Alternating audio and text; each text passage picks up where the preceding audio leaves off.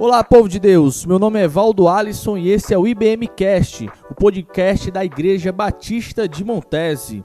Hoje estamos estreando um quadro novo com o tema O Cristão Quer Saber. E hoje nosso pastor Leonardo vai responder algumas perguntas que foram enviadas por nossos membros lá no grupo do WhatsApp da Igreja Batista de Montese. Alguns irmãos ficaram à vontade para fazer as perguntas e hoje nosso pastor Leonardo está aqui para responder a elas. Nosso pastor que é titular desde 2016, mas tem toda a sua trajetória de fé cristã aqui na Igreja Batista de Montese. Então, pastor, seja muito bem-vindo, traga suas considerações iniciais e daqui a pouquinho nós entraremos aqui nas perguntas. Ok, Evaldo, bom dia, boa tarde, ou boa noite, enfim, não sei a hora que você vai estar ouvindo este podcast. Que a graça e a paz do Senhor Jesus seja com você, Evaldo, com o nosso irmão Denis, que está aqui nesse momento e, sem dúvida nenhuma, é um motivo de alegria, de satisfação poder estar nesse momento respondendo aí algumas perguntas, talvez alguns anseios dos nossos irmãos e dos nossos ouvintes, de repente, Então, esse momento aqui eu considero que é um momento realmente muito importante, porque nós podemos realmente tirar algumas dúvidas e também aprender com as perguntas feitas para nós aqui nesse momento. Então, como dito pelo Evaldo, eu estou pastor titular aqui da Igreja Batista de Montese desde 2016, Eu cheguei para auxiliar aqui o pastor Chagas em 2014, mas como ele mesmo disse, a minha trajetória está aqui desde 93, quando aceitei a Cristo Jesus, e tudo na minha vida, ali com 18 anos até hoje, aconteceu aqui nessa amada igreja. Então, estar nesse momento aqui e poder, com a Bíblia Sagrada aqui em mãos, responder perguntas inerentes à fé cristã, à teologia, enfim, aquilo que entendemos que faz parte da nossa caminhada cristã é sempre um prazer. Então, que Deus nos abençoe nesse tempo precioso aqui, nessas perguntas e respostas. Obrigado, Evaldo, obrigado, Denis, pelo convite e a oportunidade de poder estar fazendo parte desse momento aqui com vocês da nossa Igreja Batista, líderes da nossa mídia. Falando em fé, pastor, a gente tem aqui a primeira pergunta relacionada justamente a este tema. Qual a diferença entre confissão e declaração de fé? Ok, Evaldo, essa é uma pergunta interessante, porque todas as igrejas que elas de fato prezam realmente pelo cuidado da doutrina, do ensino, eles ou têm ali no seu bojo doutrinário especificando para os seus membros tanto uma declaração como uma confissão. Qual a diferença entre confissão e declaração? Nós temos no decorrer da história uma declaração e uma confissão. Nós temos a confissão de Westminster, que é uma confissão que remete aos anos de 1649.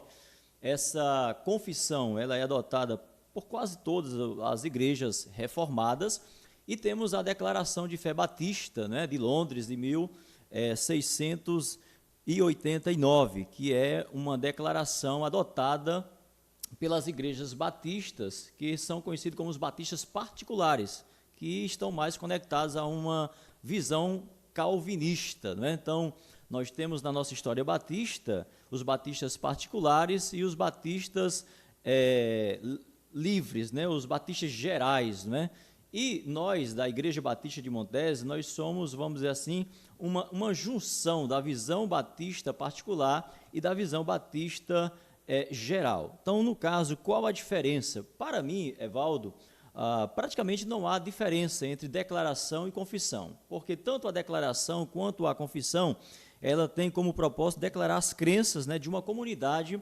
religiosa. Mas quando eu olho assim para a diferença, o que eu vejo é que a confissão de fé ela é um pouco mais ampla, ela é mais detalhada, e a declaração ela é um pouco mais concisa, um pouco mais simplificada, mas extremamente bíblica, que vai declarar uma fé de uma comunidade. No caso, nós, batistas, nós temos uma declaração de fé. Então, nesta declaração, nós vamos contemplar realmente pontos que nós consideramos extremamente importantes para que a nossa comunidade cristã, especificamente batista, fique sabendo.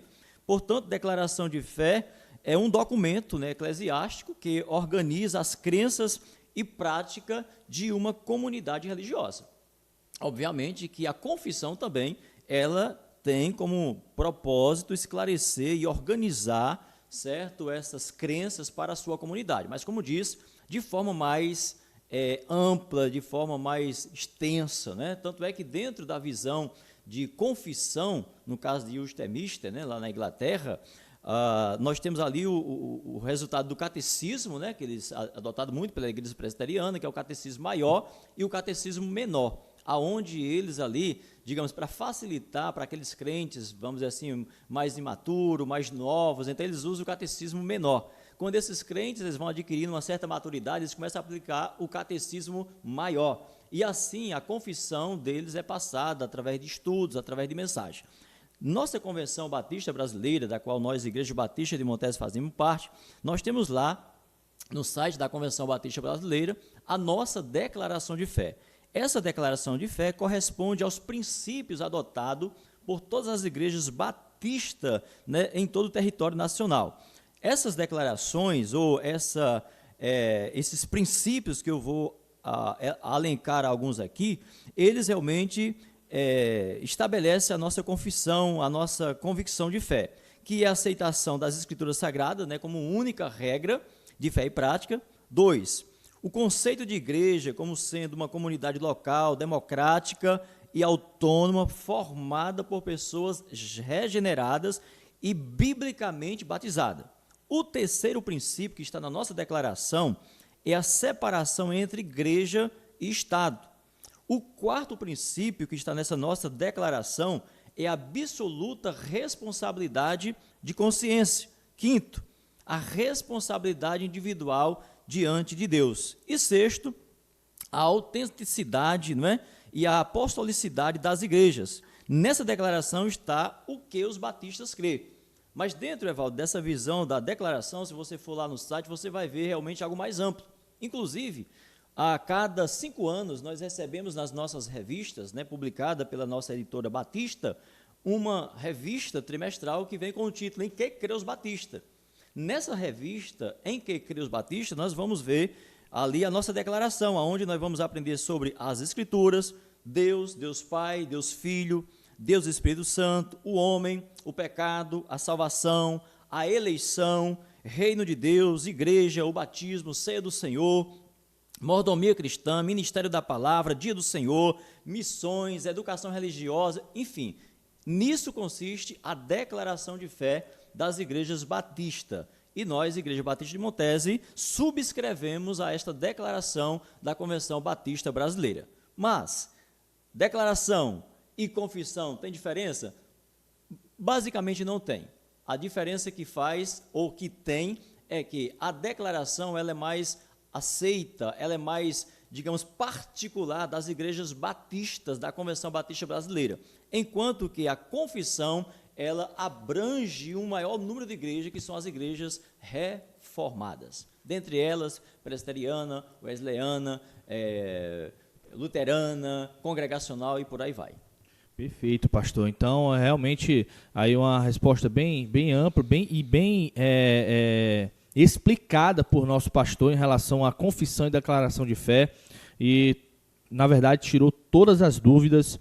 E se você tem mais alguma dúvida em relação a isso, ou realmente tem alguma pergunta, basta realmente procurar nosso pastor, ele é bem solícito, está sempre à disposição, mas eu acredito que depois dessa resposta você não terá mais dúvidas em relação à confissão e declaração de fé. Olha, você que está aqui acompanhando a gente, pode neste momento já compartilhar. Vai lá, pega o link, compartilha nos grupos da família, compartilha com seu amigo particular, compartilha com aquele familiar que tem alguma dúvida sobre já esse tema, né? Confissão e declaração de fé. Tem outras perguntas aqui, inclusive vou continuar no nosso podcast, mas este é o momento de você já compartilhar este episódio. Pastor, uma pergunta, a segunda pergunta, ela é bem, vamos dizer, ela é um plus.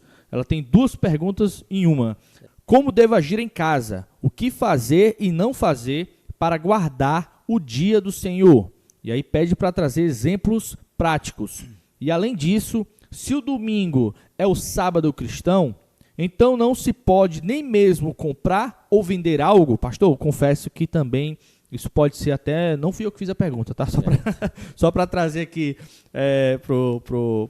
deixar claro, mas eu confesso que isso deve ser uma dúvida de muita gente, né? De muitos cristãos, inclusive uma minha também está inclusa aqui nessa pergunta, mas nosso pastor vai responder para você. Ok, Evaldo. Em primeiro lugar, irmãos, essa é uma pergunta, né, e bem interessante, porque, de fato, nós temos igrejas, né, que adotam o sábado hoje, tanto quanto os judeus adotavam na época de Jesus. Então, respondendo já a parte da pergunta, eu quero ressaltar aqui que o domingo ele não é a continuidade do sábado, nem muito menos o domingo é o sábado do cristão, certo? Então, fique bem claro, nós que temos o costume, que temos, por natureza já da fé cristã, cultuar a Deus no dia do domingo, nós não cultuamos com aquela visão de que estamos agora com o domingo substituindo o sábado do Senhor, como se fosse a continuidade. E para nós o domingo, ele não representa aquele mesmo teor que o sábado, naquela primeira aliança, representava para os judeus. Em segundo lugar, eu chamo a sua atenção para a limitação clara da primeira aliança. Embora lá no Antigo Testamento, você vai ler o sentido de que aquela aliança ou aqueles costumes eram mandamentos que iriam perpetuar na vida do povo judeu, do povo de Deus.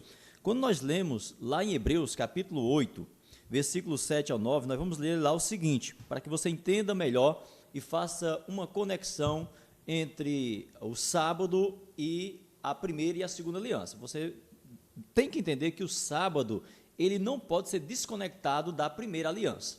E aí nós vamos ler o seguinte, se a primeira aliança ela foi interrompida, ela cessou porque a segunda aliança foi estabelecida, então automaticamente o sábado teria que cessar realmente o seu poder de continuidade. Então diz o seguinte, para que fique mais esclarecido, Hebreus 8, 7 ao 9. Porque se aquela primeira aliança, né, fora irrepreensível, nunca se teria buscado lugar para a segunda, ou seja, ela não foi irrepreensível. Ou seja, Deus repreendeu porque aqueles que foram colocados, estabelecidos naquela primeira aliança, eles falharam. E vale ressaltar que a primeira aliança, ela foi inaugurada com sangue de bezerros, de cordeiros, de animais, certo? Porque, repreendendo-os, lhes diz, eles, eis que virão dias, diz o Senhor, em que com a casa de Israel e com a casa de Judá, então você já percebe aqui, né, uma extensão de uma aliança onde o autor aos Hebreus, contemplando a antiga aliança, ele contempla aquela divisão, aquela separação entre Israel e Judá, mas aqui ele vai estabelecendo que na segunda aliança não haverá mais essa separação entre Israel e Judá. Isso aqui é apenas uma colocação, um parênteses para que você possa entender o teor, a potência da segunda aliança, porque assim ele irá estabelecer. Então, se a primeira aliança, ela realmente não fosse repreensível, se ela não tivesse falha, não teria tido a necessidade de se estabelecer a segunda. Então, continuando aí no versículo 9, não segundo a aliança que fez com seus pais, ou seja, a segunda aliança não seria segundo a aliança que Deus havia feito com os pais, no dia em que eu os tomei pela minha mão e os tirei da terra do Egito. Como não permaneceram naquela minha aliança, eu para eles não atentei, diz o Senhor. Se a primeira aliança não permaneceu, como disse, logo também o sábado não permaneceu. Mas alguém pode questionar, pastor, mas lá está registrado que o sábado deveria ser observado pelo povo de Israel como algo perpétuo.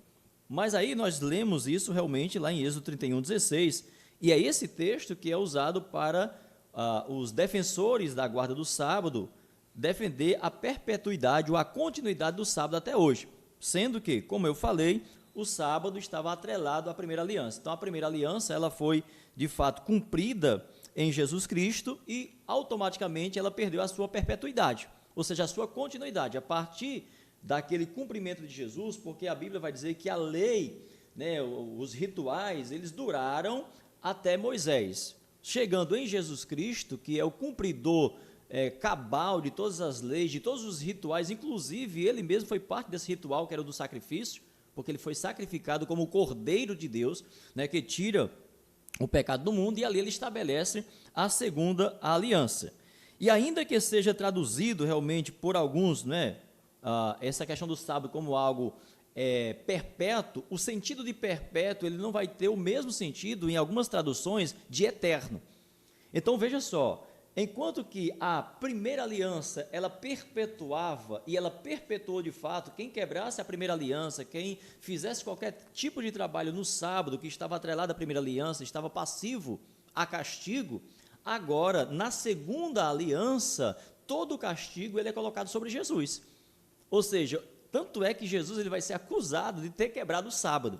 Só que Jesus não quebrava o sábado, Jesus era o cumprimento do sábado. E ali ele fez algumas atividades porque Jesus estava vivendo o quê? A transição de uma aliança que estava chegando ao seu curso final para a segunda aliança que ele mesmo estabeleceria com o seu próprio sangue. Então Jesus ele não quebrou a primeira aliança, ele cumpriu a primeira aliança. Ele não quebrou o sábado, ele cumpriu o sábado na sua totalidade. Tanto é que ele vai dizer, olha, o Filho do Homem até do sábado, ele é Senhor. Então ali Jesus ele estava de fato cumprindo o sábado. Vale ressaltar que Jesus nasceu na primeira aliança, Jesus não nasceu na segunda aliança. A segunda aliança é estabelecida por Jesus. Então Jesus nasceu, vamos dizer assim, no período do cumprimento do sábado. E ali Jesus com seus pais, ele ia à sinagoga nos dias de sábado. Só que foi exatamente a partir dessa ida de Jesus às sinagogas no dia de sábado que ele começou a ensinar os judeus a necessidade deles compreenderem a inauguração dessa segunda aliança. E, para tanto, eles deveriam de fato começar a esquecer um pouco aqueles rituais e a passar a viver mais a misericórdia, que é o que Jesus vai ensinar, que Deus está em busca de que eles compreendam o que significa misericórdia e não sacrifício. Então, os sacrifícios, né, aquela questão do sábado todo, sem dúvida, um mandamento de Deus que perpetuou e que tinha que ser cumprido pelos judeus até aquele período, até aquele momento do Senhor Jesus, quando ele estava inaugurando ali uma segunda aliança. É muito claro, Evaldo, da Bíblia dizer que a glória da segunda casa, Ageu capítulo 2, é maior do que o da primeira. Então, veja só, para que fique bem esclarecido. Eu entendo que o dia do Senhor é um dia também da igreja, do seu povo. Ou seja, se o sábado era o dia do povo de Deus, no caso o povo de Israel, vamos colocar aqui o dia dos próprios apóstolos ali, enquanto judeu, irem às sinagogas, porque era o tempo do povo se reunir, do povo adorar a Deus, então entendemos hoje que o dia do Senhor é um dia reservado para o povo de Deus cultuar o Senhor. Então que fique bem claro, então quer dizer que não existe mais o dia do Senhor? O dia do Senhor continua existindo. Só que na segunda aliança, como a glória da segunda casa é maior do que o da primeira, então esse dia do Senhor, ele não fica atrelado, engessado, apenas um dia da semana. Então era importante que o sábado fosse estabelecido, porque isso vem desde o princípio, né? Deus, ele fez tudo, ele criou tudo em 6 dias e no sétimo ele descansou. Então a revelação de Deus, entenda, ela é progressiva. Deus ele não foi mudando de acordo com o tempo, Deus é eterno, é Senhor absoluto. Só que o homem é nômade, o homem, ele quando pecou, ele ficou totalmente destituído da glória de Deus, totalmente cego, totalmente embrutecido. Então foi necessário Deus ir fazendo o quê? Uma revelação progressiva. Nessa revelação progressiva de Deus, Deus foi estabelecendo regras, mandamento sobre mandamento, preceito sobre preceito, né? Isaías vai falar isso, que Deus ele foi se revelando progressivamente. E para isso Deus foi colocando regras, né, conceitos que de fato tinha que prender o homem, tinha que limitar, era quase que fosse um cabresto. Então, por exemplo, o sábado era um cabresto. O homem era tão desesperado, sabe, tão louco para trabalhar, para fazer tudo em todos os dias, que o descanso ele não considerava. Então Deus, além de pensar no sábado como descanso para o homem, ele pensou no sábado como um tempo dos homens refrigerarem a sua alma pela presença do Senhor, que era buscando. Mas não havia na mente de Deus jamais essa ideia de que o sábado superasse a própria vida, a própria essência do homem. Mas Deus, na sua sabedoria e graça, ele sabia que se o homem ele não tivesse mandamentos muito firmes, muito duros, então realmente esse homem ele não iria obedecer a Deus. Então perceba que tanto o sábado quanto outras exigências de Deus, Por exemplo, exigências sanitárias, né, do cuidar da saúde, da limpeza do acampamento, tudo isso foi atrelado à fé, à religiosidade. Por quê? Porque o homem, de certa forma, quando atrelava esses rituais, não comer coisas impuras, não tocar em coisas impuras, e elas eram atrelado à fé, à divindade, então havia um maior temor no homem. Então, para a própria preservação da saúde do homem, física, emocional, psíquica, então Deus faz o quê? Olha, comer coisas impuras contamina, trabalhar no sábado, isso é uma maldição, não pode. Por que Deus fez isso? Porque realmente isso era divinamente espiritual? Não. Mas se Deus não estabelecesse assim, o homem simplesmente não se voltava para Deus. Por quê? Porque o homem muitas vezes ele precisa de ameaças, ele precisa de mandamentos que digam, se você fizer isso, você vai morrer. Então o sábado era disso, se você trabalhar no dia de sábado, você está sendo desobediente, avarento, você não está reservando o dia para o descanso do seu próprio corpo, do seu físico, da sua mente e também para adorar o Senhor. E até para lembrar que Deus está no controle, para lembrar que Deus está o abençoando através ali da sua colheita naquela época, através da sua família, através do reinado. Então, era necessário, como o senhor falou, vamos dizer, colocar um cabrecho no homem para que ele pudesse se voltar um pouco para Deus e não dedicar aí os 7 dias apenas de trabalho ou de alguma coisa vã que não seja adorar a Deus, não é isso, pastor? É verdade. Então, o estabelecimento, Evaldo, do lançamento da pedra fundamental, da segunda aliança, era muito mais do que um dia na semana. Né? Então, por isso que eu não uso esse termo, Jesus foi quebrando o sábado. Jesus não quebrou o sábado. Jesus fez algumas atividades simples com seus discípulos, como, por exemplo, no dia de muita luta, que coincidiu deles estarem no sábado, os discípulos com fome quebraram lá umas espigas e começaram a comer. E os doutores da lei, os fariseus, se escandalizaram com aquilo. E aí, dentro daquele contexto, Jesus vai ensinar algo, trazendo lá da lei, quando Davi, com seus homens com fome, eles chegam lá no templo, perguntam ao sacerdote se tem algum pão para eles comerem, e aí os sacerdotes, entendendo que Davi era um homem de Deus, um homem justo, um homem íntegro, sabe, um homem que não era leviano, disse, Davi, olha, nós não temos outros pães aqui, senão os pães da própria posição, que não convém a homem comum comer, somente aos sacerdotes. Mas vocês estão pelo menos limpos aí, assim, sabe, vocês não estiverem com mulheres e tal.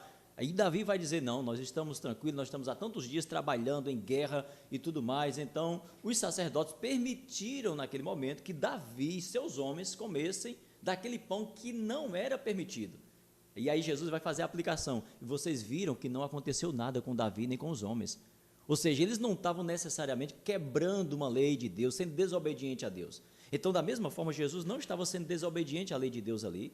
Jesus não estava quebrando o sábado, Jesus estava revelando para eles aquilo que Deus havia ensinado, que misericórdia quero, e não sacrifícios. Então, Jesus ele não engessava essa questão aí.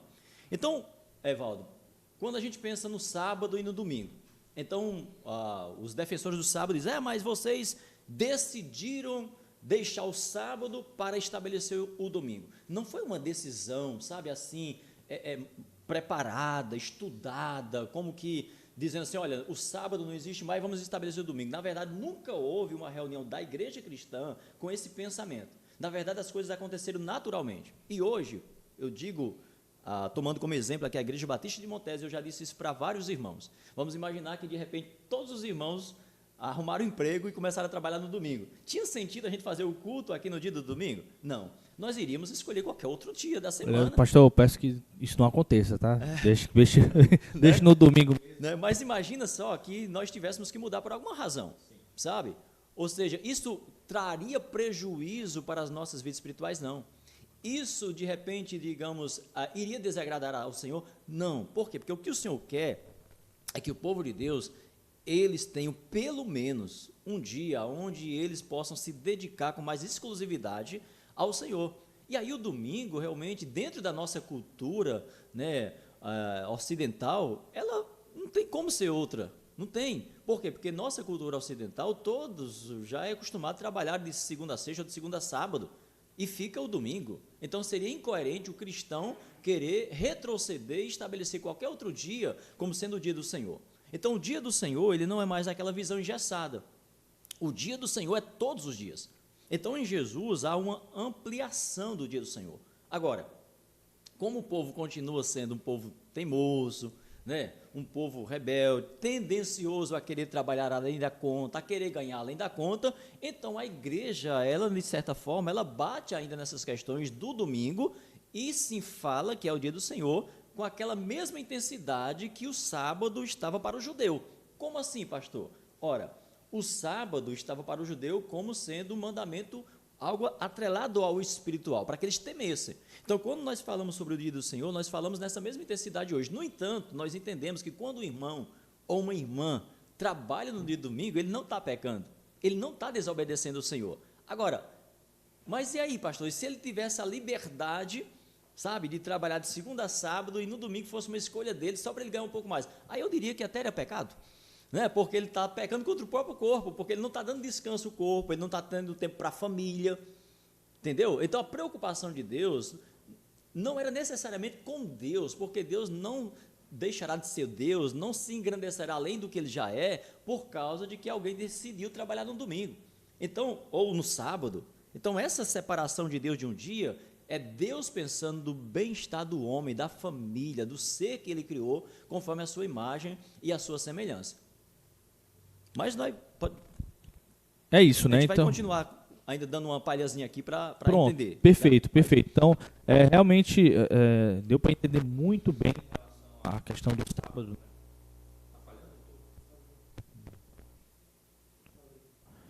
É isso, então deu para entender muito bem, né? O pastor ainda vai realmente completar a pergunta, a resposta, mas o fato é que deu para trazer e esclarecer muitas dúvidas. Será que é o microfone?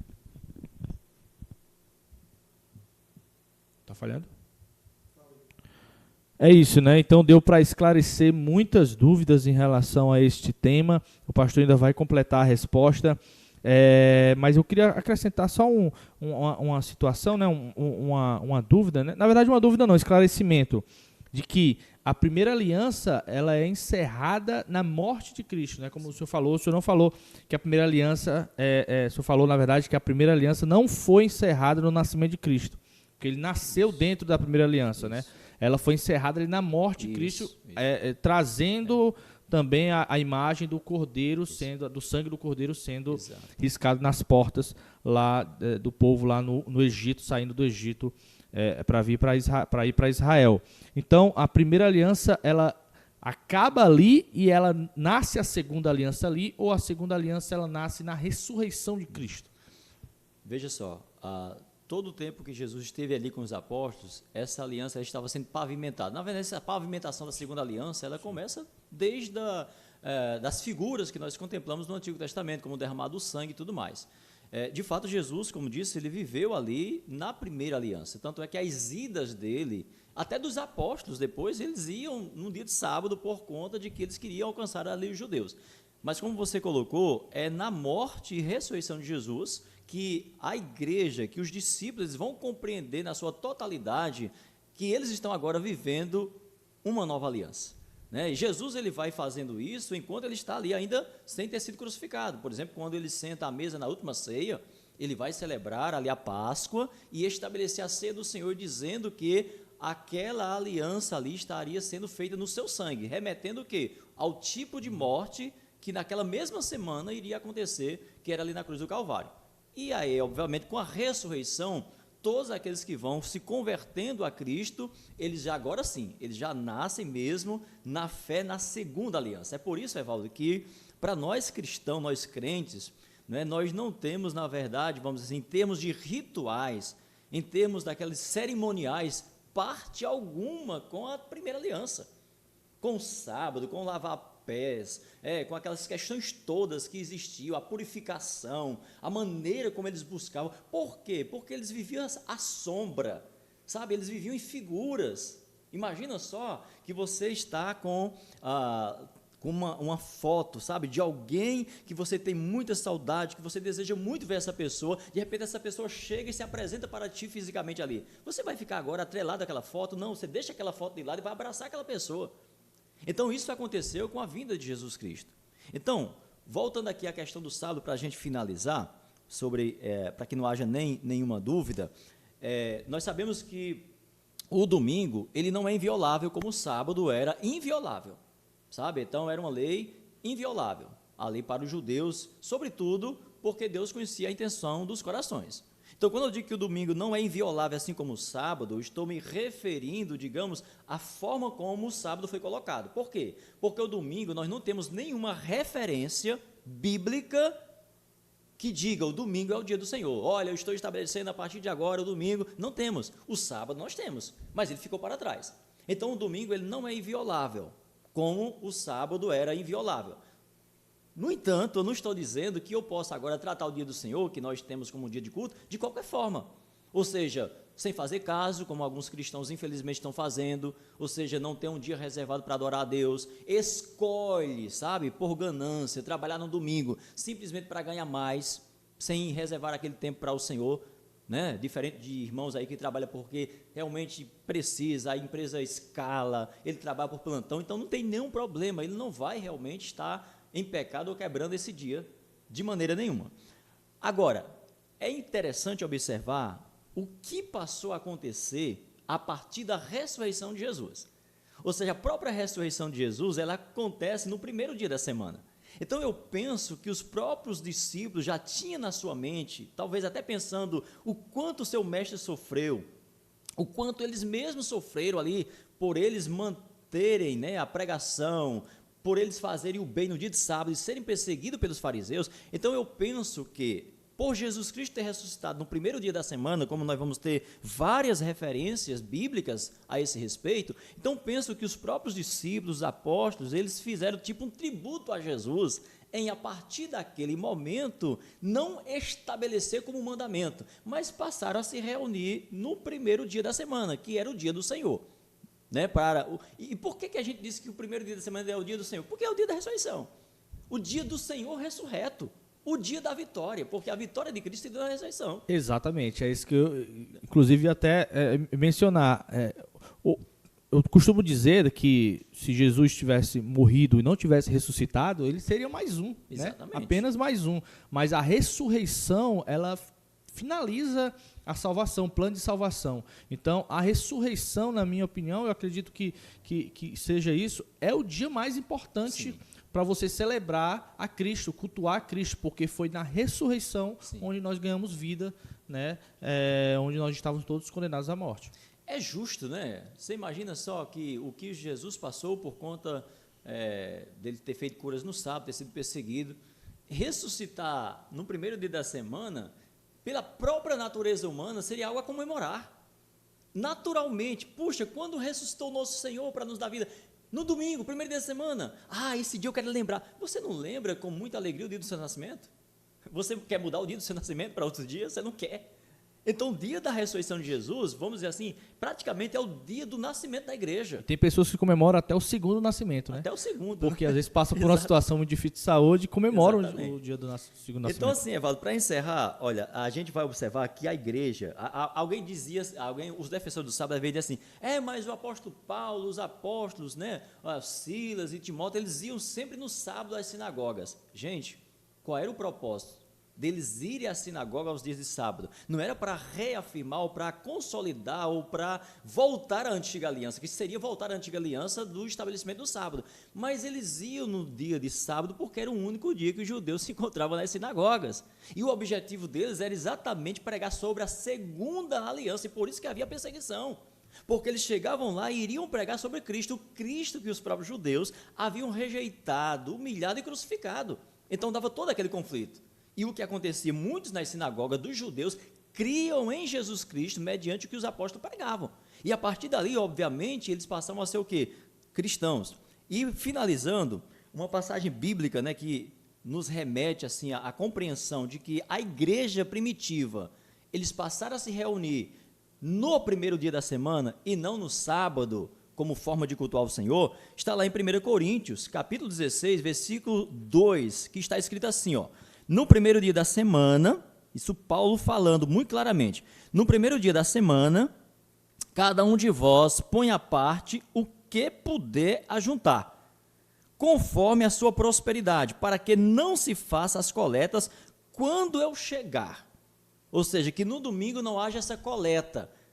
Veja se não dá para você imaginar o que se fazia na antiga aliança a respeito do sábado. Ou seja, olha, faça todas as coletas no finalzinho da sexta-feira, faça, digamos, toda a preparação para que no sábado vocês não tenham que fazer serviço algum.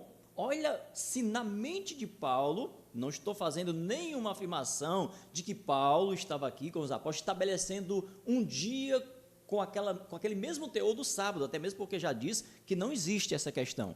Mas existe uma coerência com o primeiro dia da semana. E aí Paulo diz que eles deveriam fazer isso, né, para que quando os apóstolos chegassem ali para ter aquele momento de comunhão, para celebrar a ceia e para poder realmente compartilhar a palavra, não houvesse aquela correria dos irmãos naquele dia, que era o dia que eles estariam reunidos, para preparar alguma coisa para os apóstolos, ou algum donativo, alguma oferta, que era o caso aqui, para levar para os cristãos necessitados ali de Jerusalém. Então, pelo entendimento e pela própria coerência dos eventos e dos fatos que a gente segue a partir da ressurreição de Jesus, então é possível sim entender que de fato o domingo, o primeiro dia, passou a ser o dia mais apreciado pelos cristãos, e esse dia ficou sendo reservado como um dia dos cristãos se reunirem, pelo menos na sua maioria, para poder cultuar o nome do Senhor. No entanto, nós não sacramentalizamos, ou seja, nós não dogmatizamos ao ponto de um irmão arrumar um emprego que exija dele trabalhar no domingo, como algumas igrejas aí fazem, e o irmão perdeu o emprego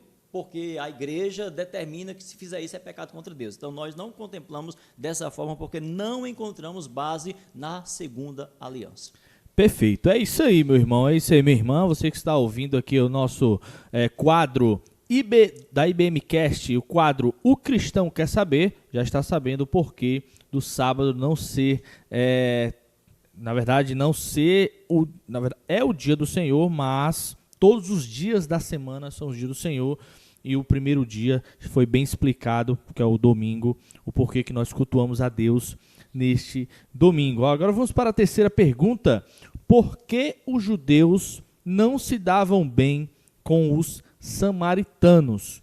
Uma pergunta muito boa, porque hoje existe uma população, povos lá, os samaritanos ainda existem lá em Israel, ainda fazem os seus sacrifícios, continuam ainda na sua prática religiosa, mas houve-se um tempo lá onde eles não eram bem-vindos, né, em Israel, e o nosso pastor vai explicar o porquê que os judeus não se davam bem com os samaritanos. Ok, Evaldo, essa pergunta ela é bem interessante, e essa pergunta sempre vem à mente, né, quando a gente pensa lá na conversa, né, no diálogo de Jesus com a mulher samaritana, né? Então, quando pensamos em samaritano, não tem como não vir em primeiro lugar aquele diálogo de Jesus, porque é a mulher samaritana, né, que se admira, né, porque sendo Jesus judeu, está conversando com ela, que é mulher e samaritana, visto que os judeus não gostam, né, a mulher vai colocar, os judeus não se dão bem, né, em outras palavras, odeia os samaritanos, tá bom? Então, em primeiro lugar, é importante a gente saber como este povo ele se formou e quando tudo começou.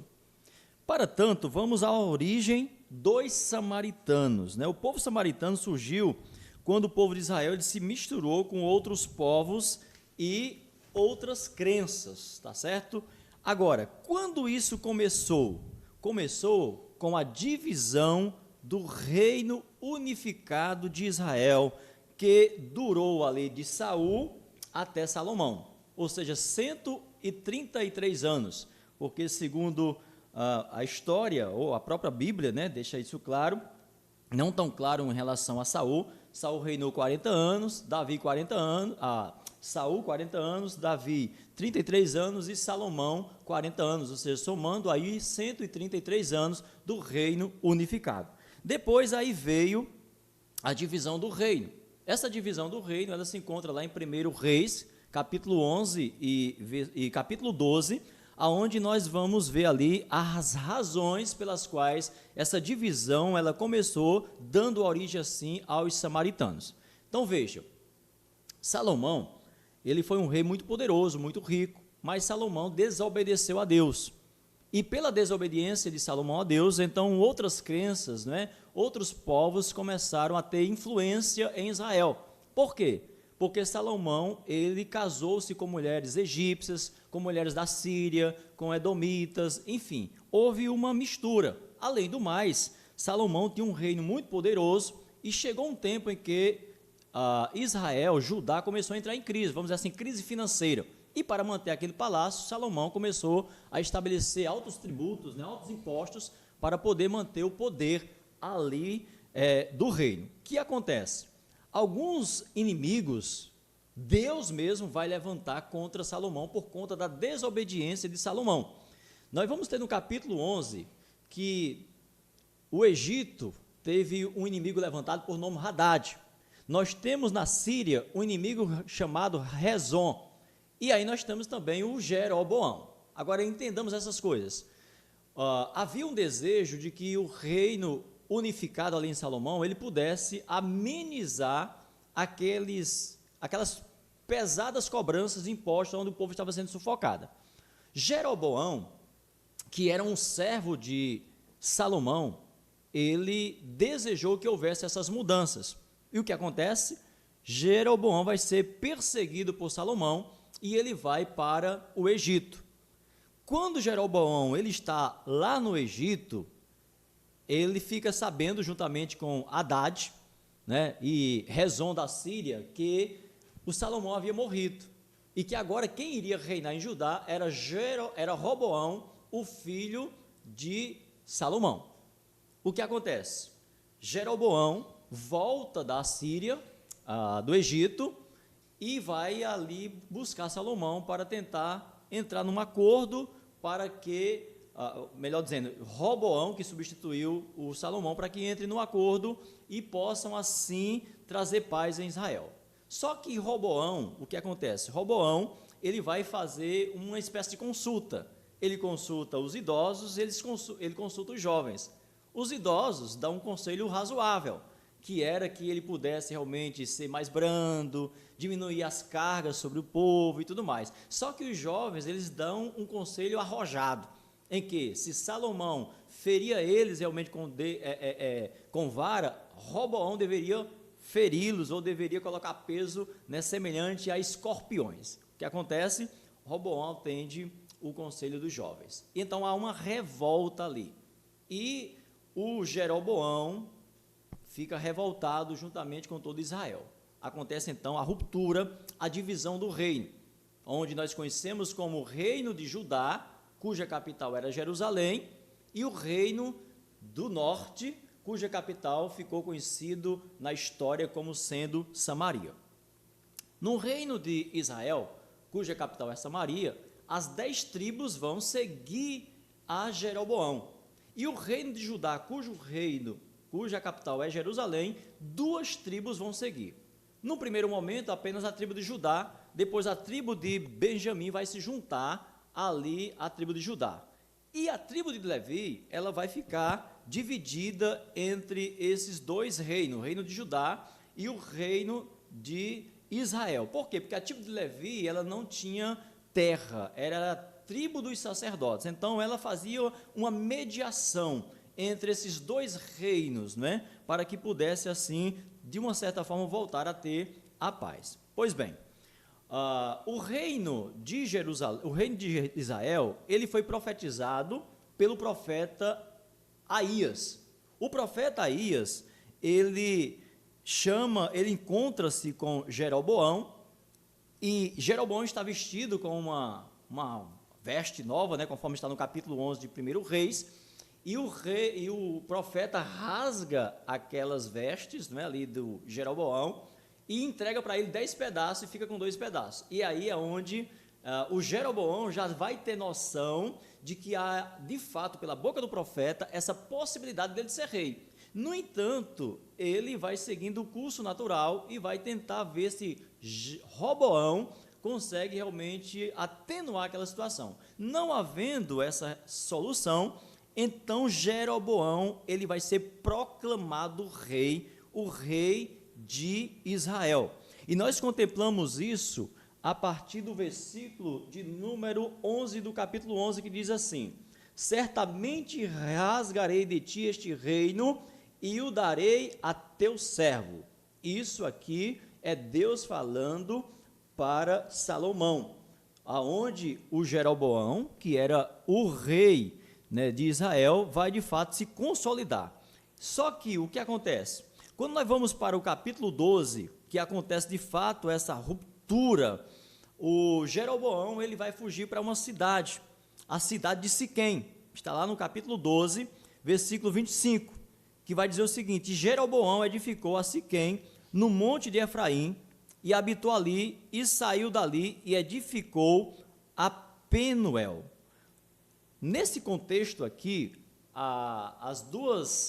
os dois reinos já está a divisão, porém não consolidado ainda, não ainda conhecido entre Israel, como nós já falamos, tendo Jerusalém como a capital do reino do sul, que é o reino de Judá, e Samaria como a capital do reino de Israel, o reino do norte. Por quê? Porque Samaria ainda não existe. Samaria vai passar a existir a partir desse reinado de Jeroboão. Jeroboão, ele passa a ser uma figura vista como o péssimo exemplo dos reis de Israel. Enquanto Davi é a figura aclamada, é a figura piedosa, santa dos reis de Judá, né? Tanto é que quando os reis de Judá fazem o que é reto aos olhos do Senhor, é sempre remetido à ideia, ele fez o que era reto segundo o seu pai Davi. Ou quando ele não fazia o que era reto, era dito, ele não fez o que era reto segundo o seu pai Davi. Já os reis de Israel, todos os reis de Israel fizeram o que era mal, e aí sempre vai dizendo, e ele fez pior do que Jeroboão, que ensinou o povo de Israel a pecar. E como Jeroboão ensinou o povo de Israel a pecar? Nós vamos já chegar na formação dos samaritanos. Estou fazendo aqui um pano de fundo para você entender. O que acontece? As 10 tribos estão ali com Jeroboão. E as 2 tribos, Judá e Benjamim, está com Roboão lá em Jerusalém. Até o presente momento é em Siquém que está aqui Jeroboão. O que acontece? Deus ele estabeleceu a sua aliança com Judá naquele primeiro momento, a primeira aliança. Então o povo de Israel, eles tinham Jerusalém como realmente a cidade do grande rei, e onde estava o templo de Jerusalém. Então todos, independente do reino A ou reino B, ou seja, reino de Judá ou reino de Israel, sabiam que o lugar da adoração era Jerusalém, onde estava o templo. Olha só a mente do Jeroboão. Deus havia dito para Jeroboão que se ele fosse fiel a Deus, Deus iria o estabelecer como rei mesmo. Deus estaria com ele, Deus estaria tirando realmente ali parte das bênçãos que era de Roboão e iria estabelecer o reino de Israel também como um reino fiel. Só que Jeroboão, ele maquinou algo terrível que desagradou extremamente o coração de Deus. Olha o que diz o versículo 26 do capítulo 12. E disse Jeroboão no seu coração: agora tornará o reino à casa de Davi. Se este povo subir para fazer sacrifício na casa do Senhor em Jerusalém, o coração desse povo se tornará ao seu senhor, a Roboão, rei de Judá, e me matarão, e tomará Roboão o meu reino. Todo mundo vai voltar-se para Judá, ou seja, eu não vou ser rei coisa nenhuma. O que aconteceu? Jeroboão decide tomar conselho e fazer 2 abominações diante do povo de Israel, os 2 bezerros de ouro. Um ele colocou na cidade de Betel e outro ele colocou na cidade de Dan. E aí o Jeroboão ele vai apregoar dizendo para o povo de Israel que aqui estão, ó Israel, os teus deuses que te fizeram subir da terra do Egito. Não precisa vocês irem para Jerusalém para adorar, porque aqui está realmente o Deus que tirou vocês do Egito. Quando a gente fala sobre isso, não tem como a gente não se remeter àquela primeira ideia dos 2 bezerros construídos lá em Êxodo, capítulo 32, quando Moisés vai para o monte, demora porque está na presença de Deus, e o povo começa ali a importunar Arão para que faça deuses que vão adiante deles. E assim é feito aqueles 2 bezerros. Na mente de Jeroboão estava exatamente aquelas 2 figuras, sabe, de deuses realmente pagãos. Então o que acontece? Pôs um em Betel e o outro em Dan. E este feito, diz o versículo 30, se tornou um pecado, pois que o povo ia até Dan para adorar o bezerro. Olha outra coisa terrível que o Jeroboão fez, versículo 31. Também fez casa nos altos e constituiu sacerdotes dos mais baixos do povo, que não era dos filhos de Levi.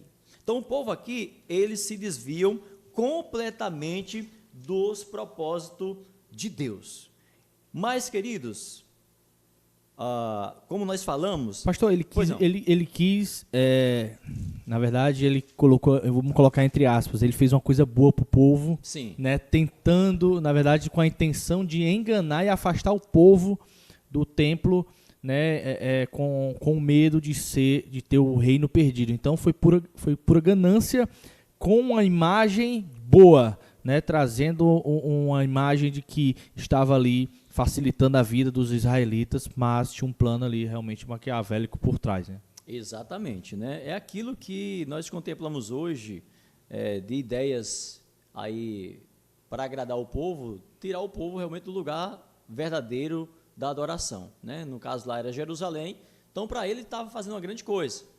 E o povo, como é um povo fácil de ser manobrado, de ser enganado, quando Jeroboão fez esses 2 bezerros, ele estava atribuindo a esses 2 bezerros, remetendo à figura de Deus, sabe? Ou seja, não era necessariamente para eles uma figura pagã, não se remetia a um Deus dos pagãos, como dos egípcios, dos babilônios, dos assírios, não. Ou seja, apenas elas representavam Deus, como algumas crenças hoje usam imagens para dizer que elas são representação de Deus. E, na verdade, Deus ele não pode ser representado por esse tipo de imagem. Ou seja, Deus é representado por aquilo que ele estabeleceu. No caso, ele havia estabelecido que Jerusalém seria realmente o lugar de se adorar, de se buscar. Mas aí, vamos para a formação dos samaritanos. Até esse presente momento, nós estamos falando sobre Samaria, não é, a capital do reino de Israel, onde Jeroboão reinou, e outros reis de Israel vão reinar, vão estabelecer ali, né, o seu trono e tudo mais. Porém, vamos ver como que essa cidade ela veio a surgir, Samaria. Veja só, existia um rei da dinastia de Jeroboão, que foi o 4º rei dessa dinastia, chamado Oni. Esse rei, ele vai comprar um monte, e esse monte ele vai dar origem ao povo de Samaria. Está no capítulo 16 de 1 Reis, capítulo 16, versículo 21 ao versículo 24. Vale salientar que Oni é nada mais, nada menos do que o pai de Acabe, que é quando realmente Samaria já vai estar ali consolidada como uma cidade forte e a capital do reino de Israel. Olha o que diz capítulo 16 de 1 Reis, versículo 24. E de Semer, isso falando do rei Oni, e de Semer comprou o monte de Samaria por 2 talentos de prata, e edificou sobre o monte, e chamou o nome da cidade que edificou Samaria, no monte de Semer, dono do monte. E fez Oni o que era mal aos olhos do Senhor, e fez pior do que todos quantos foram antes dele. Esse dito sempre é dito de todos os reis de Israel, né?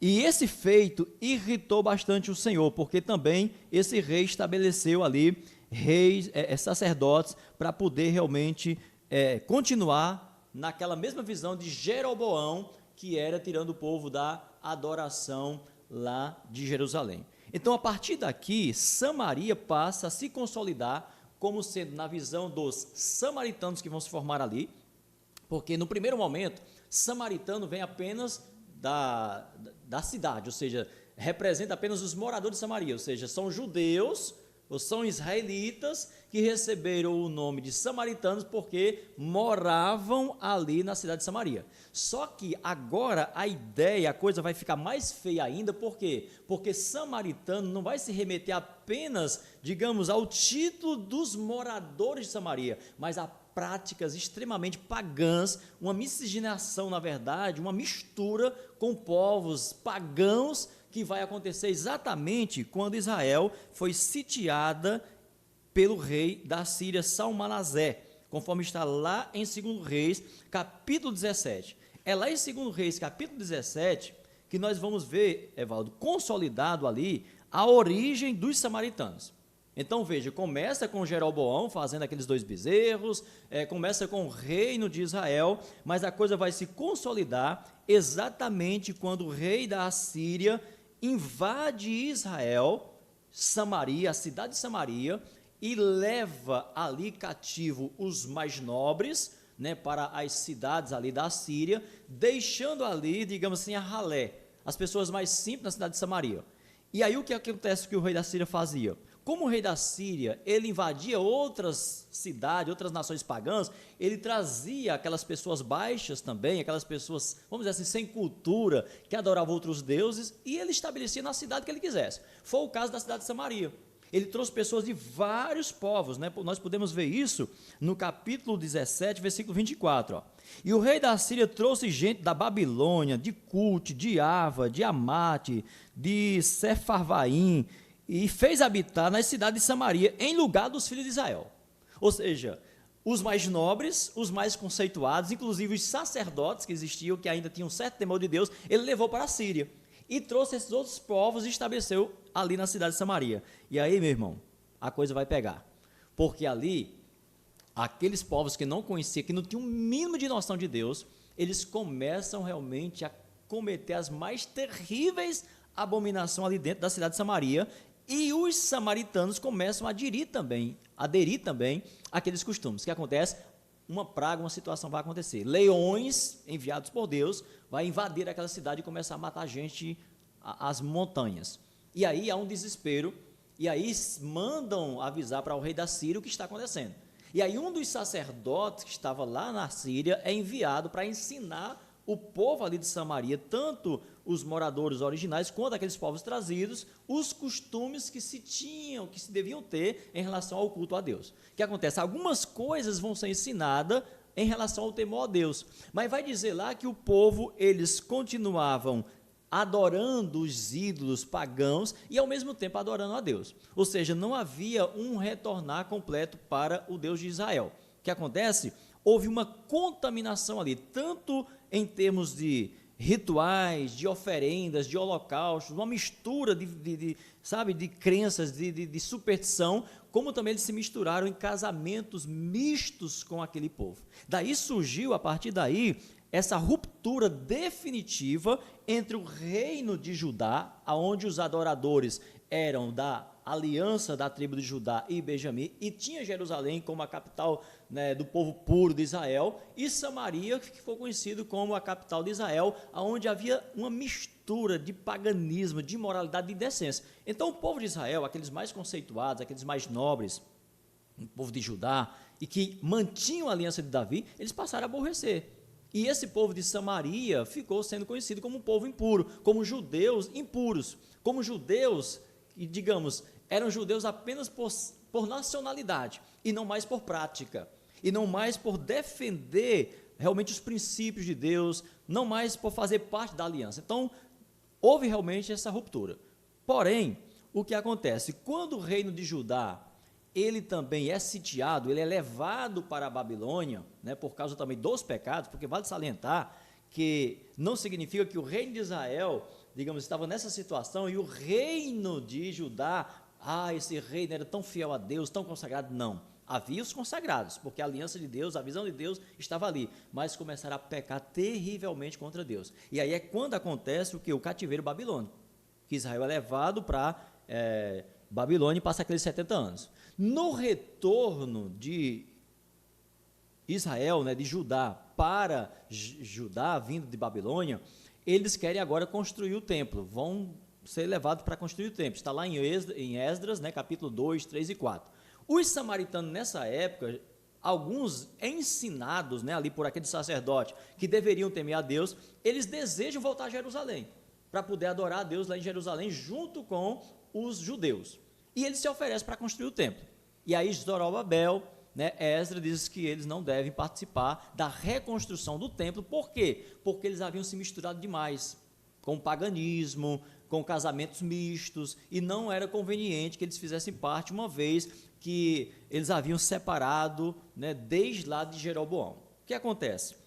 Os samaritanos, por terem sido recusados de ajudar o povo de Israel na reconstrução do Templo de Jerusalém, eles se revoltam contra os judeus e vão ser uma oposição à construção do Templo de Jerusalém. E aí é nessa época que os samaritanos, nessa revolta por não serem permitidos fazerem parte da reconstrução do novo Templo de Jerusalém, é que eles constroem um templo lá no Monte Gerizim, que está situado em Samaria. Então eles constroem aquele templo ali, naquele monte alto, e obviamente a adoração que era prestada ali não era cumprindo, né, vamos dizer, os mesmos rituais estabelecidos pela lei de Moisés. Eles usavam a lei de Moisés mais distorcidamente, vamos dizer assim, semelhante aos 2 bezerros, ou seja, tinha lá os seus ídolos, suas imagens, e eles remetiam que estavam fazendo isso a Deus. Então isso causava mais ainda revolta nos judeus. Mais ainda os judeus legítimos, verdadeiros de Judá, queriam distância de Samaria. E aí é quando Acabe, né, nós conhecemos muito bem Acabe, que é o filho do rei Ori, ele vai realmente estabelecer ali um culto a Baal na cidade de Samaria, ele vai se casar com Jezabel, ele vai adotar, ele vai realmente tornar Samaria totalmente aversa a Jerusalém, totalmente contra o Deus de Israel. E aí esse ódio, esse sentimento, ele se estende realmente até os dias de Jesus Cristo. Perfeito. Pastor, o senhor trouxe em relação ao rei Acabe, né, e também a Jezabel. Então quer dizer que Elias, ele está ali no monte contra os samaritanos. Sim. Samaritanos que eram adoradores de Baal. Baal, exatamente. Que é interessante, como eu disse, quando houve a divisão do reino, 10 tribos, né, foram lá para o reino do norte, e 2 tribos ficaram com o reino do sul. E a tribo de Levi, ela ficou assim, ó, entre os 2 montes, vamos dizer assim, o monte Ebal e o monte Gerizim. O monte da bênção. Nem do lado, nem do outro. Pois é, porque você percebe que Elias e Eliseu estão onde? Profetizando aonde? No reino de Israel. Reino de Israel. Só que Elias e Eliseu, vamos dizer assim, dentro da visão de Deus, eles são pertencentes ao reino de Judá. Entendeu? Só que Deus não abandonou totalmente o reino de Israel. Tanto é que tinha esses 2 santos profetas que chegavam lá, Acabe, olha, o que você está fazendo é muito errado, né? Então, houve toda aquela mortandade ali dos profetas de Deus. Depois Deus, pelas mãos de Elias, matou aqueles profetas de Baal para mostrar que Deus é Deus. Então Israel, ele não foi completamente abandonado por Deus. O que aconteceu é que na dinastia de Israel, você não vai ver nenhum rei que é dito assim, e esse rei fez o que era reto segundo o seu pai Davi. Por quê? Porque os pais dos reis de Israel eram quem? Jeroboão. E Jeroboão fez o quê? Estabeleceu aqueles 2 bezerros, um em Betel e outro em Dan. E a partir dali surge os samaritanos. Ou seja, quando nós pensamos em samaritano, ou quando os judeus lá da época do reino de Judá traziam a memória samaritana, eles não estavam trazendo a cidade de Samaria. Eles estavam trazendo as práticas pecaminosas. Ou seja, não era simplesmente porque eles moravam em Samaria. Não tinha nenhum problema eles morarem em Samaria. Na verdade, a divisão do reino foi até profetizada. Está lá no capítulo 11 de 1 Reis. Deus vai dizer para Jeroboão que se ele for fiel, Deus vai manter também a aliança com eles. Então não havia, na verdade, digamos, essa visão de Deus. Tanto é que quando o rei Roboão, ele se levanta para guerrear, para matar todos os filhos de Israel por causa de que as 10 tribos ficam com ele, o profeta Aías vai se levantar e dizer, opa, vai fazer isso não, isso aí vem de Deus. Certo? É Deus que quer que seja assim. Salomão, seu pai, não cumpriu a aliança, pecou contra Deus, desobedeceu, Deus deu oportunidade, você também desobedeceu, e aí Deus deu essa parte para Jeroboão. Se Jeroboão for fiel, Deus vai ser com ele. Sendo que Jeroboão não foi fiel a coisa nenhuma. Certo? Então, o que acontece? A aliança com Deus, ela é perpétua em Judá por causa de quem? De Davi. Por quê? Porque o reino de Judá não foi destruído por causa de Davi. Ele vai dizer muito claramente, eu não vou destruir por amor do meu servo Davi, por amor de Jerusalém, porque eu escolhi essa cidade para estabelecer o meu nome. Então, quando chega realmente aquele tempo de Jesus, ali com a mulher samaritana, ela era, vamos dizer assim, uma crente em Deus verdadeiro. Ela cria no Messias, ela tinha esperança do Messias, só que ela estava dividida entre esses 2 conceitos de lugar de adoração. Tanto é que ela vai dizer, Senhor, os nossos irmãos... Porque ela havia sido ensinada de forma errada. Exatamente, pelos samaritanos, porque havia uma doutrinação muito forte. Ou seja, olha, é em Samaria, sim, é o monte da bênção, é Gerizim, olha lá, Está lá em Deuteronômio 11, 29, que o Monte Gerizim é o monte da bênção, é aqui que está a bênção do Isso Senhor. muito pelo orgulho, né? Porque Sim. eles entendiam que era Jerusalém inicialmente, Exatamente. né? Por eles terem sido rejeitados, eles aí mudaram a história um pouco. E imagina só quando você pensa no que Jeroboão fez. O texto que nós lemos, lá do capítulo 12, vai dizer o seguinte, que Jeroboão meditou, maquinou no seu coração, esse povo vai voltar para o meu senhor Roboão, se eles continuarem adorando no lugar que Deus disse que é o lugar da adoração. Eu vou fazer 2 deuses aqui, 2 bezerros, e vou dizer para eles. E ali ele estabeleceu o quê? Sacerdotes. E é interessante, Evaldo, que vai dizer os textos lá de 1 Reis e 2 Reis, que lá em Samaria, eles estabeleceram sacerdotes das pessoas mais baixas, ou seja, vamos imaginar que uma pessoa que não tinha conhecimento algum, que não era da linhagem de Levi, chegasse assim, eu quero ser sacerdote, tá certo, vou te consagrar sacerdote aqui. Ou seja, importante é manter o povo nesse caminho distante de Jerusalém, não importa. Isso realmente nos faz pensar em muitas situações onde os homens estão em busca apenas de poder. E muitos daquela época morreram, faleceram sem saber desse plano, né? Imaginando que ali Jeroboão havia sido um bom rei, trazendo mais para próximo ali o local de adoração, que foi totalmente errado. Não, acredito que tá esclarecido, né? Essas questões ficam muito claras. Então nós vimos aí a origem, né, do povo samaritano, a origem da cidade de Samaria, né, que vem lá daquele monte, né, comprado pelo rei Iri, né, a Samer, né, então dá a origem.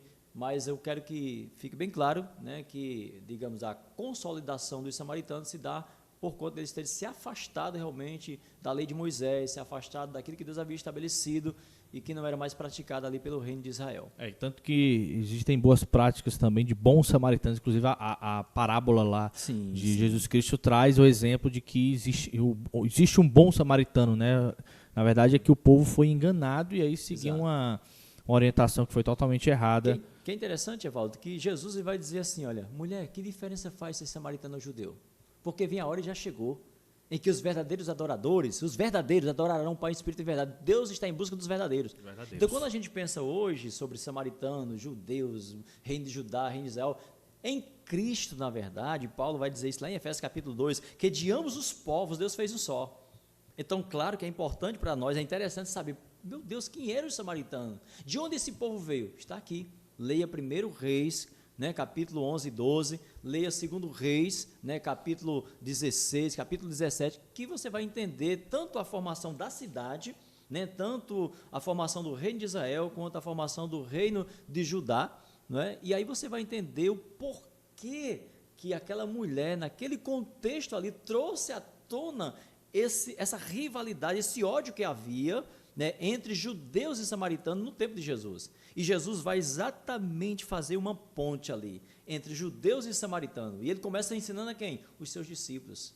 Ou seja, não tem mais esse negócio, né, não tem mais essa visão, esse preconceito entre nós, não. Nós somos um só povo. Deus amou tanto Israel quanto amou Judá. Agora, era importante naquele primeiro momento o povo ter noção de que havia um lugar estabelecido por Deus, como nós devemos continuar tendo noção hoje desse lugar estabelecido pelo Senhor. Perfeito, pastor. É isso, né? Então, está explicado a questão do povo samaritano aí, do povo judeu de Israel, ter uma divergência com o povo samaritano. Vamos para a penúltima pergunta. Vamos lá. Sabendo da importância de sermos orientados por um pastor, até que ponto o ministério tem a liberdade de definir como, por exemplo, a escolha dos louvores de domingo, até mesmo temas de programações, sem que sobrecarregue o pastor, esperando sempre a decisão final dele? Bom, essa pergunta para mim ela é muito tranquila, muito simples, né, para a gente assim, responder, porque certamente esta não seria realmente para a nossa realidade, né, já que aqui na Igreja Batista de Montes nós não temos esta cultura ou este problema, né, com os ministérios, com as uniões, né? Nós não temos uma visão engessada, fechada, centralizada, né? Por exemplo, o Ministério de Louvor, nós temos anualmente um coordenador, né, que ele é eleito, né, ali pela igreja, e esse coordenador, juntamente com as suas vogais, tem total liberdade, a igreja tem plena confiança de que as escolhas das músicas, dos louvores, são louvores que realmente adoram a Deus, que realmente têm um teor teológico. Então a gente não tem aquela necessidade de estar estabelecendo quais músicas ou quais critérios para escolher, porque a igreja ela é bastante madura, ela é uma igreja que desde os seus primórdios foi bem doutrinada, bem instruída pela palavra, de modo que nós não temos esse problema. Então raramente nos é perguntado se pode ou não cantar tal música, né? Então não temos identificado maiores problemas teológicos nas músicas cantadas. É possível que alguma ou outra, né? Outro dia cantaram até uma música, né? Que eu fui para casa, né? Pensando, meu Deus, né? Pensando naquela música, né? Foi até uma criança que cantou. Depois quem estiver ouvindo, lê ou escuta aquela música e vai perceber que realmente o meu orgulho de Jesus não é uma coisa bem bacana, né? Então tem algumas questões, mas nem por isso a gente foi falar, porque a gente entende que é uma coisa, digamos assim, que entrou fora do contexto, mas que não é uma prática. Então nós não temos essa visão radical de repente uma música, um louvor é cantado e a gente chega lá e chama o irmão, né, porque tem essa distorção aqui. Então nós não temos muito esse problema, porque nós confiamos na lealdade dos irmãos, né? Então o ministério ele tem autonomia nas escolhas das músicas. Isso não significa, né, que o pastor, vez ou outra, não interfira no sentido até de fazer uma solicitação de alguma música que queira. Mas nunca aconteceu de repente o ministério escolher uma música e o pastor ficar sabendo qual, e o pastor não gostar por alguma razão, chegar e falar, tira essa música e tal. Nunca tivemos esse problema, porque no próprio ministério parece que há entre eles mesmos essa liberdade de discutirem sobre a letra da música, sobre a história dessa música. Então há essa liberdade entre o próprio ministério de louvor. Certo? Então, a questão da liturgia do culto, né? A liturgia do culto é algo que nós entendemos que ela está realmente muito atrelada à pessoa do pastor. No entanto, nós entendemos que essa visão de estar atrelada à pessoa do pastor também não é uma coisa engessada. Pelo contrário, né? A gente até luta com algum tipo de comportamento engessado, aonde de repente naquela liturgia, naquele momento, não possa se fazer alguma mudança naquele momento ali. E que não é uma mudança, digamos, arbitrária, é uma mudança que se entende naquele momento, digamos, em que houve a necessidade, uma ação do próprio Espírito, algo que a gente entende como salutar, mas não algo para querer, digamos, desmontar, sabe, um trabalho, uma dedicação já feita ali pelo ministério. Por quê? Porque a grande preocupação nossa é exatamente lutar contra esse engessamento, contra o domínio, contra a primazia. Então, nós entendemos muito bem que nós somos humanos, crentes, mas extremamente orgulhosos. E nós, muitas vezes, queremos manter esse orgulho, e nós sabemos que quando nós mexemos em qualquer estrutura já formada, então é possível que a gente esteja mexendo com essas questões. No entanto, a intenção é sempre a de manter a ordem, de manter a decência. Então, a programação, ou as programações das uniões, por exemplo, elas são livres quanto à maneira, né, a condução. Então, nós não interferimos em datas que vai acontecer um congresso de homens, congresso de jovens, o horário das reuniões, nem mesmo pregadores, a não ser que se peça a opinião a respeito de um pregador que a Juban vai trazer, que a Uniban vai trazer, a gente pode emitir, mas a gente não tem o controle dessas questões, como que a gente, de repente, centralizasse na gente ou não confiasse na liderança. Então, seria realmente muito difícil e terrível você entender que é o Espírito Santo de Deus, mediante o trabalho feito pela igreja, que estabelece as lideranças, e você ter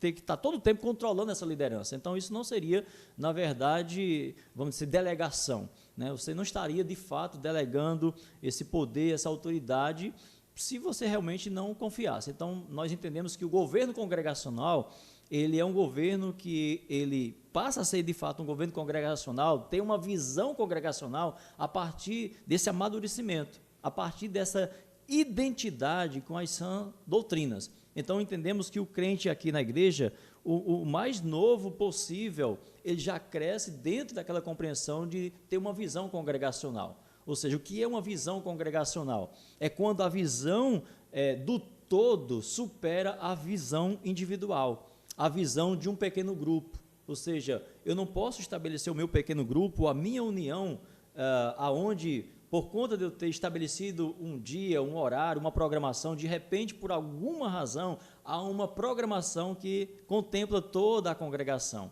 E aí a congregação, ela não pode ficar à mercê, sujeita àquele pequeno grupo. E, logicamente, quando isso acontece, são em situações raras que isso acontece. Mas quando acontecer, os líderes, os coordenadores dos ministérios, das uniões, eles já são, já entendem que, na verdade, a visão, ela tem que contemplar sempre a visão maior da igreja, que é a visão congregacional. É isso, né? E a Igreja Batista de Montes, ela é bem abençoada por essas lideranças, né? Eu falo de lideranças, são diretorias, né? Tanto da Juban como da MCM, da própria Adban também. São diretorias que têm a consciência de que o pastor, lógico, é a nossa liderança, mas que são diretorias que pregam, né? Que visam a palavra de Deus, e tudo que trazem dentro das uniões, das programações, são sempre bem embasadas na palavra de Deus, tanto os louvores, como a programação, como a liturgia e tudo mais.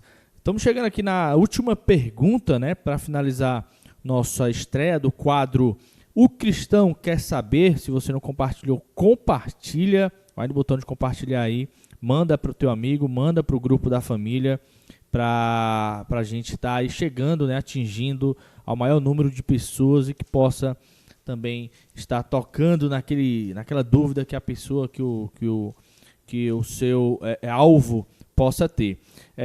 A quinta e última pergunta traz o seguinte, traz um texto bíblico, Tiago 5,14, e faz a seguinte pergunta, né? Pastor, explique a passagem de Tiago 5,14 e se isso aplica no contexto atual. Eu vou trazer aqui a passagem, diz assim: alguém de vocês está doente? Chame os presbíteros da igreja e estes façam oração sobre ele, ungindo com óleo em nome do Senhor. Essa versão que eu trouxe foi a Nova Almeida atualizada. Lógico que em outras versões poderá ser diferente, mas o texto é esse, pastor. Explique para a gente aí se isso também aplica no contexto atual. Pronto. Veja só, esta passagem, né, como um período, eu vejo essa passagem, melhor dizendo, né, como um período transitório.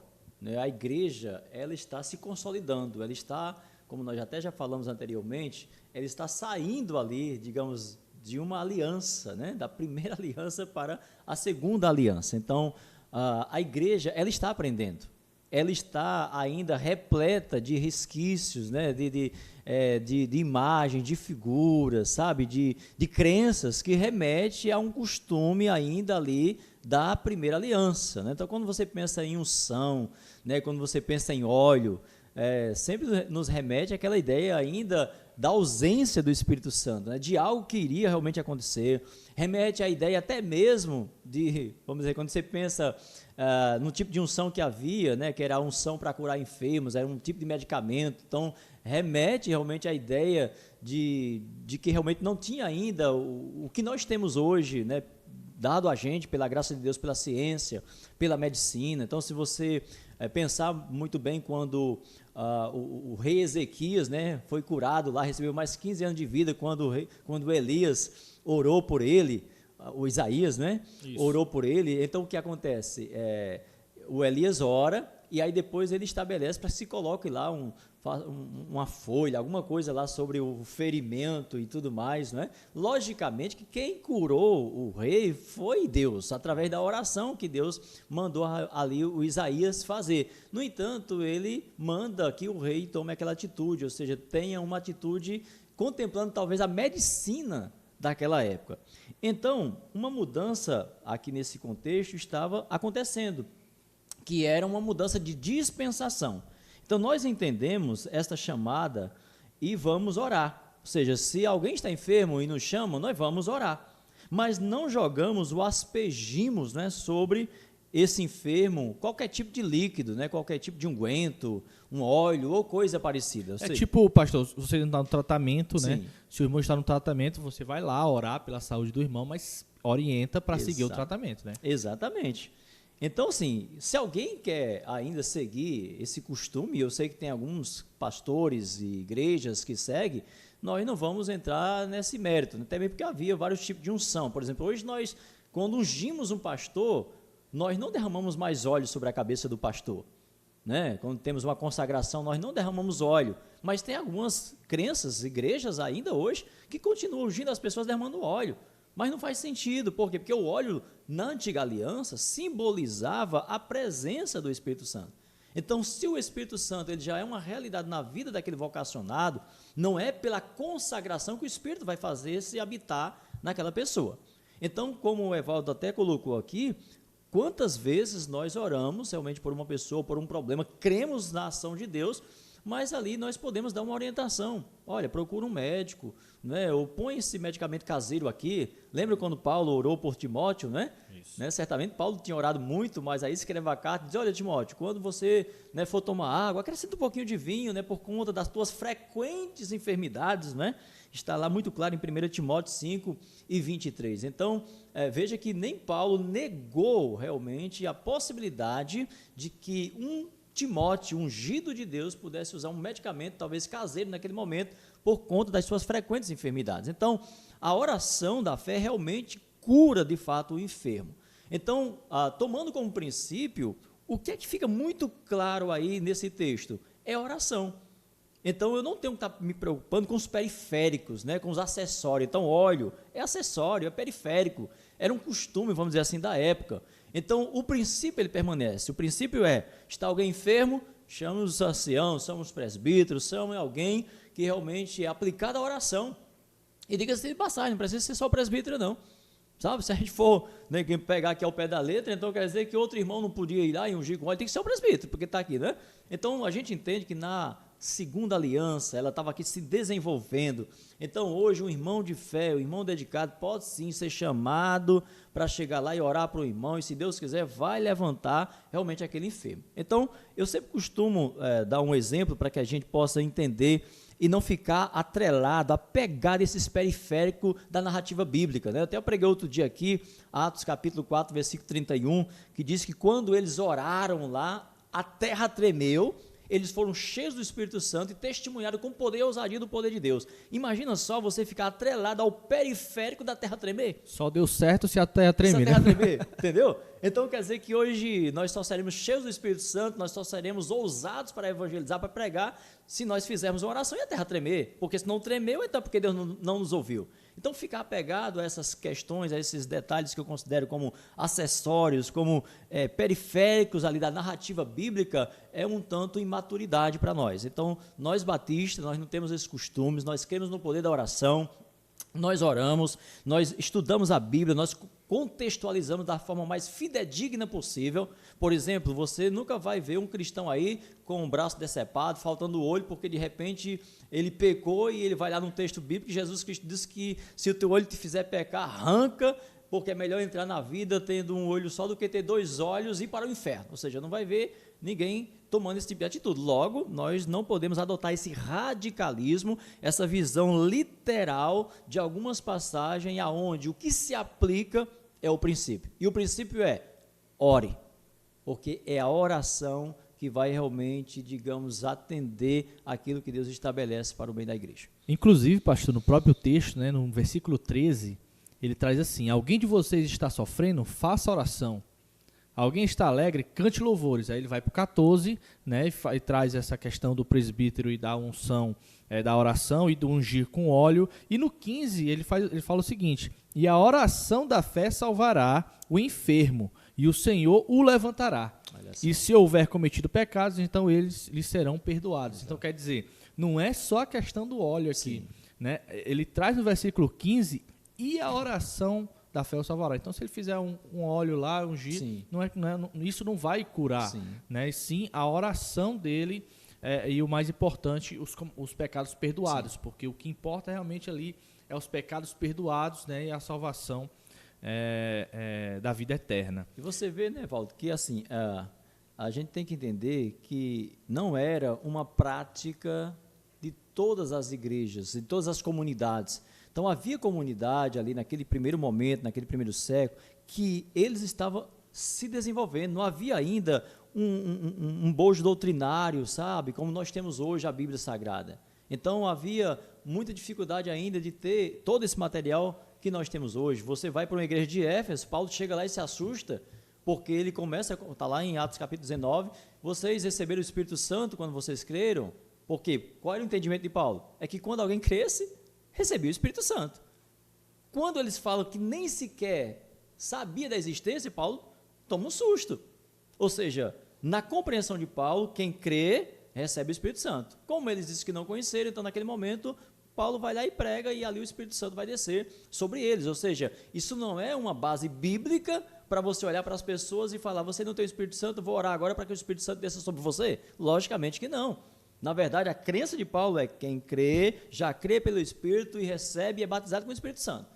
Né? Então, a igreja ali, quando você lê a história da igreja em Atos dos Apóstolos, ela estava em desenvolvimento. No entanto, mesmo a igreja estando ali desenvolvendo, saindo daquela dispensação para a segunda dispensação, daquela primeira aliança para a segunda aliança, você não vai ver esses elementos se repetindo.